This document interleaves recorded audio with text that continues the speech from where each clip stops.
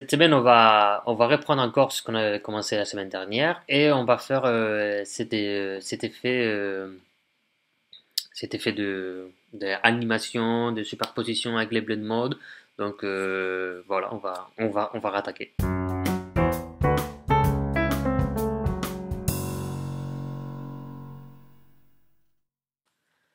C'est très simple.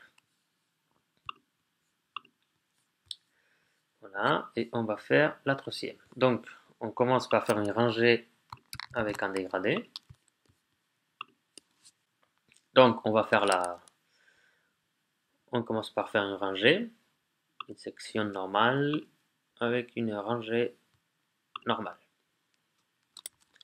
On verra ça après. Et on va mettre les dégradés. Fond,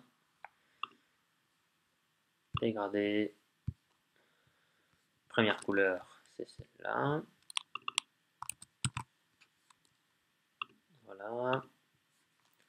Et deuxième couleur, c'est celle-ci. Voilà. Il nous dit de mettre 164 degrés.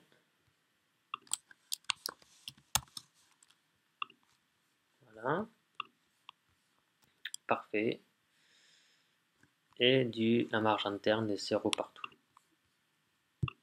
Style, espacement, marge interne, 0 pixel. Voilà. Maintenant, la rangée, on va modifier sa largeur pour qu'il prenne la même largeur que la largeur que notre section. Donc style, dimensionnement, largeur personnalisée, okay. Pixel 100%, et on personnalise aussi la gouttière à 3. Donc c'est par défaut, c'est parfait. Et après on va mettre de la marge interne de 260, 200 et 60. Donc espacement, marge interne, 200 pixels, 60 pixels, 200 pixels et 60 pixels. Voilà. Donc maintenant, on a cet effet-là. Et on va mettre le blend mode overlay.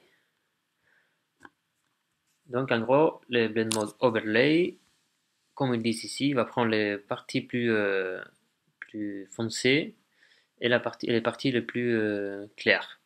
Et va mélanger, comme on l'a fait avec Multiply. Donc on active le mode blend mode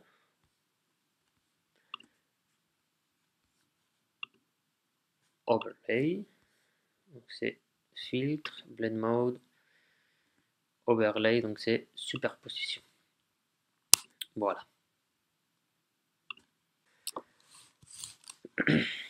Et maintenant, on va rajouter le texte. Donc, du texte, un module texte normal.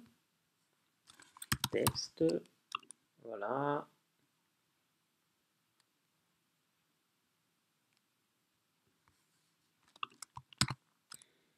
Divisem, et après, on va modifier le style. Donc, ils nous disent la couleur light, la police nunito. Donc, le texte, couleur claire, la police nunito, et la taille, c'est bold, si je ne me trompe pas. Non, ultra bold, ok. On met un uppercase et 22 pixels. Donc, ultra bold. On met un uppercase et 22 pixels. Voilà. Et on va centrer. Letter spacing de 9 pixels et on le centre. Voilà, on a centré. Espacement de lettres de 9 pixels. Voilà. Donc là, on voit comme les lettres entre elles-mêmes sont séparées. Et maintenant, on va rajouter l'autre texte. Donc ici, encore une fois, ils nous sont donné le contenu, mais celui-ci, il est un peu différent aux autres, parce qu'il utilise des règles du CSS que je vais vous expliquer tout de suite. Donc on va sur la partie texte.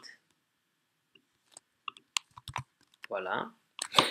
Et comme on voit, il y a des lettres un peu plus foncées que les autres. Et ça, ils l'ont fait avec les span. Donc en gros, tu as la balise H2, donc c'est la balise titre. Mais si tu veux modifier des lettres ou des contenus à l'intérieur d'une valise, tu peux utiliser la valise span. Donc c'est une valise qui s'utilise pour modifier que des petits morceaux d'un titre, par exemple, comme celui-ci.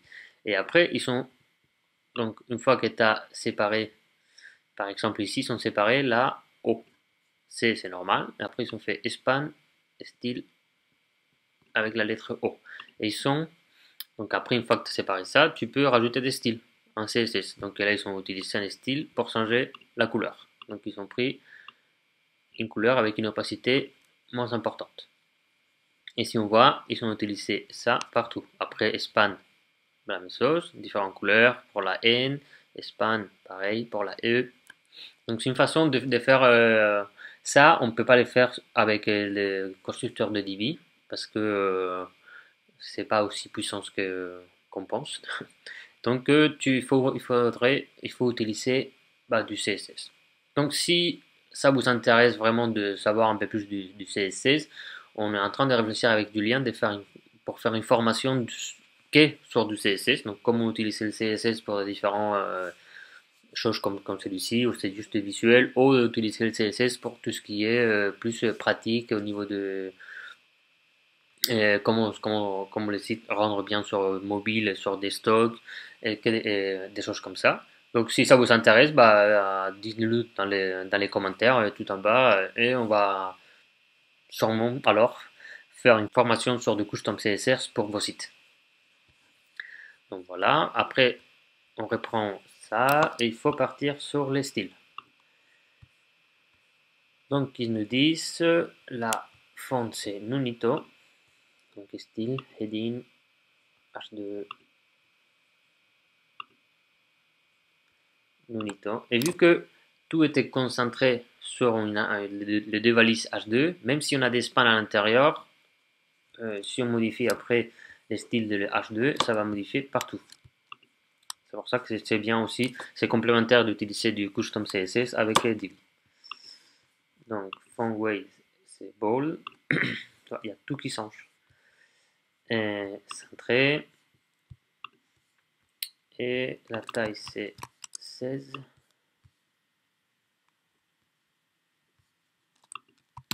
Voilà. Boum, c'est très grand. La couleur, c'est ça.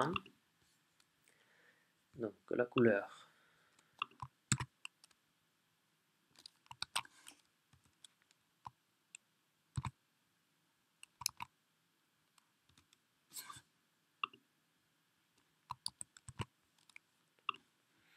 Voilà.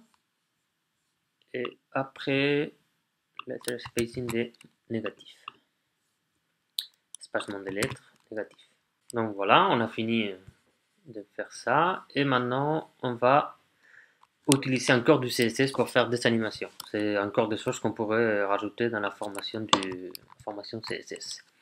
Donc là, on va utiliser l'animation de CSS pour faire ces mouvements de écartement qu'ils nous ont montrés. Donc pour ça, il faut d'abord lui donner une classe. Donc c'est la classe letter spacing. Ici, on peut mettre ce qu'on veut. Et moi, ça marche déjà parce que je l'avais déjà fait sur l'autre. Mais je vais vous expliquer comment je fais ça. Donc, si on donne, il faut donner d'abord une classe. Et là, on peut l'appeler comme on veut. Et après, on va rajouter du custom CSS sur la page en général. Donc, voilà. Et ici, sur la page Divi, on va sur les paramètres tout en bas. Et dans les paramètres de la page, si on va sur la partie avancée personnaliser CSS, on peut ajouter du CSS. Donc c'est pareil, ils l'ont donné. Donc c'est, je vais expliquer ça vite fait, mais c'est pas très compliqué. Donc d'abord, on va rajouter la classe. Donc la classe qu'on a créée, on met la classe, on met que ça c'est la classe des DB que générée par DB, et ça c'est notre H2. Ça c'est pour pas montrer l'espacement en blanc, l'espacement. Et après on va rajouter une animation. Donc pour rajouter une animation, il faut rajouter pour les trois parce que c'est pour des différents navigateurs. Donc le premier sur Safari, Firefox, Opera et Internet Explorer. Donc c'est très simple, si on prend la dernière, ça c'est le nom de l'animation qu'on a créé ici en bas. Donc pareil, il faut créer trois animations pour les trois différents navigateurs. Donc d'abord l'animation qu'on a créée, parce qu'on l'a nommé ici, il est là. On veut que ça dure 4 secondes, on veut que ce soit à l'infini, donc ça s'arrête jamais. On veut qu'il y ait le mode is, donc c'est rapide au début et à la fin, donc ça fait vous. Et important, ça veut dire qu'on va l'appliquer oui ou oui.